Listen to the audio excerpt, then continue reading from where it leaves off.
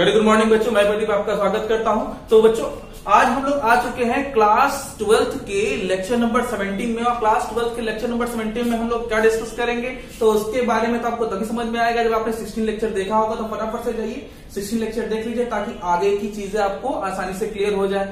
तो 16 लेक्चर में हम लोग क्या पढ़े थे, थोड़ी सी आइडिया दे देते हैं ताकि हम लोग आगे यहां से स्टार्ट करते हैं। देखिए लास्ट टाइम हम लोगों ने पढ़ा था बोर मैग्नेटॉन। बोर मैग्नेटॉन क्या होता है, तो बोर मैग्नेटॉन के बारे में मैं बता दूं कि किसी हाइड्रोजन कक्षा के बारे में बात करते हैं। तो हाइड्रोजन कक्षा वो पहली कक्षा है।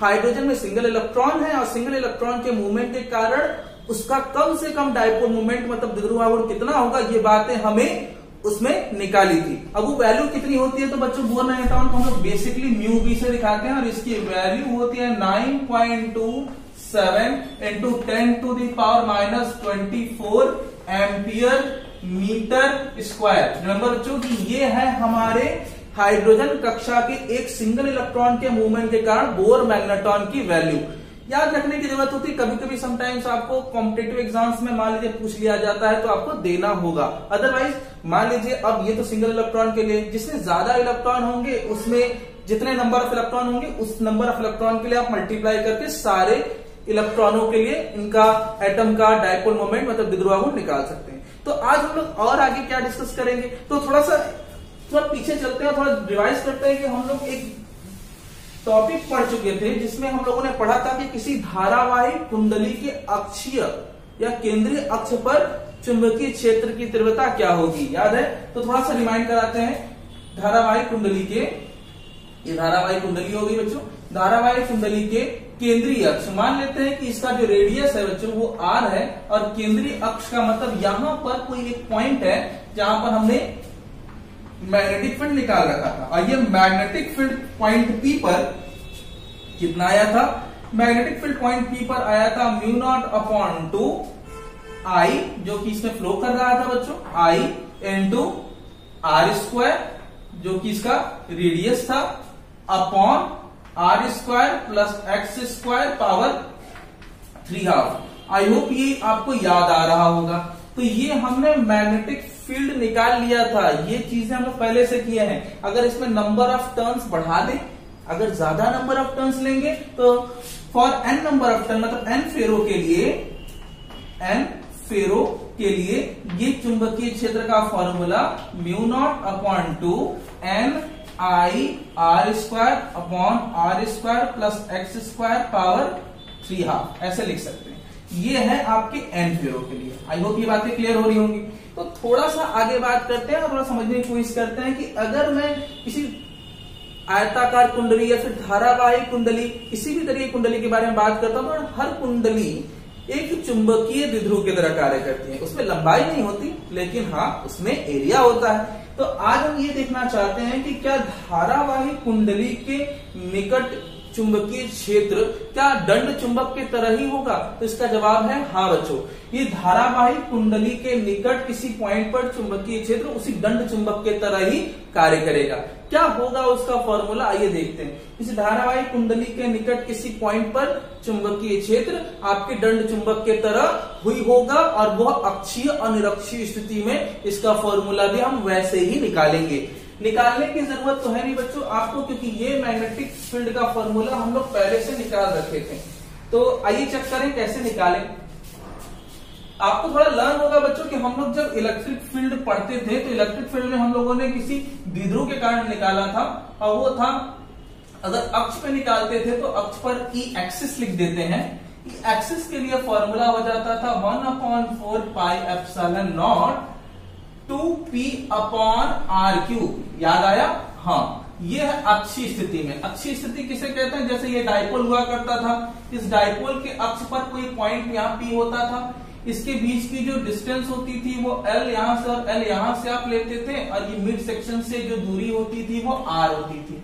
तो किसी द्विध्रुव के कारण, वैध द्विध्रुव के कारण किसी पॉइंट पर इलेक्ट्रिक फील्ड का फॉर्मूला ये था। इसी तरीके से मैं निरक्षीय स्थिति की याद दिलाऊं आपको, तो वो होता था निरक्ष के लिए हम लोग इक्वेटोरियल लिखते हैं। इक्वेटोरियल का फॉर्मूला 1/4 पाई एप्सिलॉन नॉट और यहां पे आप लिख सकते हैं p/r³। ओके, ये आपने कर लिया।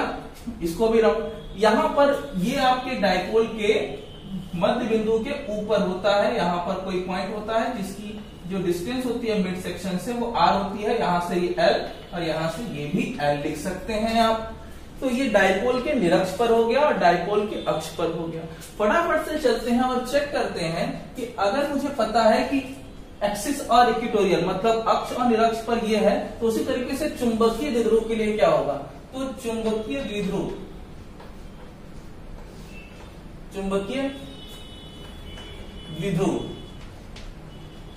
के कारण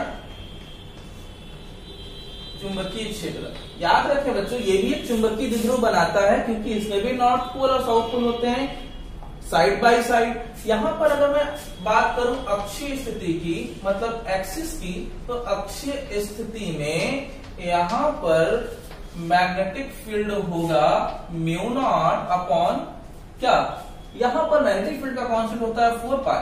ठीक, अब ये थोड़ा समझने की कोशिश करते हैं कि ये काम कैसे करता है, थोड़ा इस फॉर्मूले को मॉडिफाई कर लेते हैं।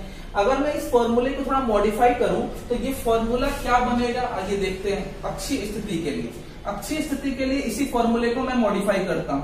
अक्षीय स्थिति में B is equal to mu naught upon 2 I r square upon r square plus x square power 3/2। Okay, यहां पर अगर मैं ये बोलूं आपसे कि अक्षीय स्थिति में अगर दोनों तरफ किससे मल्टीप्लाई कर दें, 2 पाई से नीचे 2 पाई से ऊपर, तो ये 2 पाई से नीचे 2 पाई से ऊपर करने पर ये फॉर्मूला मिल जाएगा आपको म्यू नॉट अपॉन 4 पाई और 2 पाई से ऊपर मल्टीप्लाई कर दिया तो 2 पाई r square upon r square plus x square power में 3/2।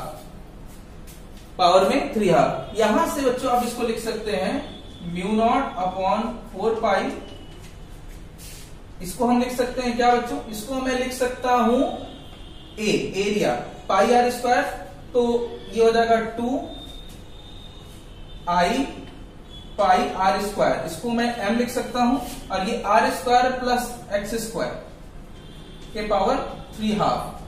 ओके, 3/2 इसको मिटा दिया जाए अब। ओके, मिटा देते हैं। यहां से इसको लिखा जा सकता है b is equal to mu naught upon 4 pi 2 pi r square, 2 pi r square को इसको हम लिख सकते हैं I इंटू ए को हम लिख सकते हैं m बच्चों, याद है। और ये डिस्टेंस x, अगर ये डिस्टेंस x थोड़ा ज्यादा हो, बड़ा हो, ऐसे केस में x अगर बड़ा हो तो r को छोड़ सकते हैं। ठीक है, तो यहां पे आप इसके केस में आप लिख सकते हैं कि r को छोड़ेंगे तो एक्स स्क्वायर पावर 3/2। यहां पे केस क्या होगा, यदि x काफी बड़ा हो, किससे काफी बड़ा हो, r की तुलना में। अगर x काफी बड़ा होगा तो आप r को रिमूव कर सकते हैं और ये कट जाएगा, तो मैग्नेटिक फील्ड का फॉर्मूला हो जाएगा म्यू नॉट अपॉन 4 पाई 2m अपॉन एक्स क्यूब। ये x क्या है, डिस्टेंस है, तो यहां पर x जो है वो डिस्टेंस को रिप्रेजेंट करता है। अगर ये x है तो x, r है तो r लिख सकते हैं। ये आ गई आपकी अक्षीय स्थिति की। अगर इसी प्रकार से मैं निरक्षीय स्थिति के बारे में बात करूं तो निरक्षीय स्थिति में क्या हो जाएगा, निरक्षीय स्थिति में ये फॉर्मूला आपको काफी हद तक सिमिलर दिख रहा है, देखिए जरा, काफी हद तक सिमिलर दिख रहा है। इसमें डिस्टेंस r लेते थे, इसमें डिस्टेंस x आया है, बस ये अक्षीय स्थिति का आ गया। इसी प्रकार से अगर मुझे निरक्षीय स्थिति की लिखनी हो तो क्या लिख दूंगा मैं, तो निरक्षीय स्थिति में ये फॉर्मूला हो जाएगा b, इक्विटोरियल के लिए लिख रहे थे, equatorial is equal to mu naught upon 4 pi m upon x cube. और x क्या है, x वही दूरी है किससे, किसी डायपोल के किसी पॉइंट से। तो अगर ये मैग्नेट होगा तो मैग्नेट के मिड पॉइंट से, अगर ये कॉइल है तो कॉइल के सेंटर से ये डिस्टेंस है x, या फिर जो भी डिस्टेंस r लेना चाहें आप ले सकते हैं। तो ध्यान में लगाइएगा कि दोनों फॉर्मूले इंस्पायर्ड है किससे, इलेक्ट्रिक फील्ड के फॉर्मूले से। अगर ये वाले अगर आपको लर्न है तो इससे आप ये वाला आइडिया लगा सकते हैं। आई होप ये बात क्लियर हो गई। तो एग्जाम्पल नंबर 1, किसी हाइड्रोजन परमाणु में एकल इलेक्ट्रॉन के कारण द्विध्रुव आघूर्ण, द्विध्रुव आघूर्ण का व्यंजक स्थापित करें, जहां इलेक्ट्रॉन का आवेश E और रेडियस R दिया हो तब। ओके, तो सेंस अगर मुझे ऐसे क्वेश्चनों को करना हो तो ऐसे क्वेश्चन में आप लिख लीजिए सबसे पहले कि इलेक्ट्रॉन है, सीधी सी बात है, एकल इलेक्ट्रॉन है तो घूमने देते हैं इनको, ये घूम रहा है, किसी स्पीड से घूम रहा होगा, स्पीड के बारे में जिक्र यहाँ पे अगर नहीं भी होता है तो कोई दिक्कत नहीं है। तो यहां पर ये इलेक्ट्रॉन चल रहा है कितने डिस्टेंस पर, R डिस्टेंस पर, इलेक्ट्रॉन का चार्ज E होता है। ओके, तो समय अगर t दिया है और वेलोसिटी नहीं दिया हो तो ऐसे केस में आप लिख सकते हैं I = E/t, तो लिख ही सकते हैं। तो हमें अगर डाइपोल मोमेंट निकालना हो तो डाइपोल मोमेंट का फॉर्मूला होता है I × A, I की वैल्यू E/t, t जो कि साइक्लिक ऑर्डर में घूम रहा है तो स्मॉल t और कैपिटल T दोनों लिख सकते हैं, ठीक, दोनों टाइम पीरियड है, और यहाँ पे πr² लिखा जा सकता है, तो यहां से आप लिख सकते हैं E πr²/t, ये हो गया आपका किसी सिंगल इलेक्ट्रॉन के लिए इसका डाइपोल मोमेंट, मतलब द्विध्रुव आघूर्ण। आगे चलते हैं बच्चों और देखते हैं कि अगर मुझे निकालना हो किसी दंड चुंबक के कारण, दंड चुंबक के, किसी दंड चुंबक का द्विध्रुव आघूर्ण, द्विध्रुव आघूर्ण 0.02 एम्पियर मीटर स्क्वायर, इसके मध्य बिंदु से 3 सेंटीमीटर तथा 4 सेंटीमीटर पर क्रमशः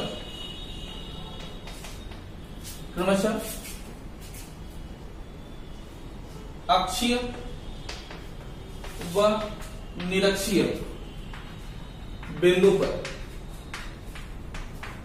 चुंबकीय क्षेत्र की तीव्रता ज्ञात करें। क्वेश्चन क्लियर है, सीधा सीधा क्वेश्चन है बच्चों।